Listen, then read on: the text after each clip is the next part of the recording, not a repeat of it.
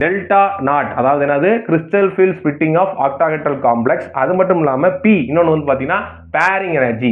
இந்த ரெண்டை தான் நம்ம கம்பேர் பண்ண போகிறோம். இந்த ரெண்டை கம்பேர் பண்ணி தான் இந்த எலக்ட்ரானை எங்கே போடுறது அப்படின்ற முடிவெடுக்க போகிறோம். நல்லா தெரிஞ்சுக்கோங்க. இந்த டெல்டா நாட்ன்றது என்னது octahedral crystal field splitting energy. பீன்றது என்னன்னா அந்த எலக்ட்ரான் பேர் ஆகக்கூடிய பேரிங் எனர்ஜி.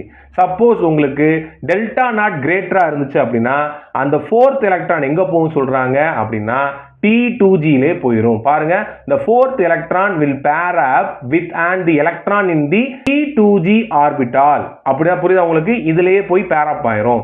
சப்போஸ் உங்களுக்கு லெஸ்ஸரா இருக்கு டெல்டா நாட், பேரிங் எனர்ஜி அதிகமா இருந்துச்சு அப்படின்னா the fourth electrons will occupy the higher energy EG orbital. புரிஞ்சா?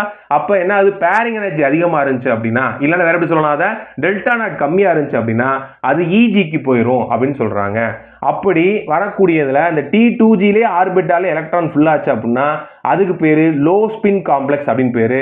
இல்ல ஹையர் எனர்ஜி லெவலா இருக்கிற EGக்கு போயிருச்சு அப்படின்னா அதை ஹை ஸ்பின் காம்ப்ளெக்ஸ் அப்படின்னு சொல்றாங்க.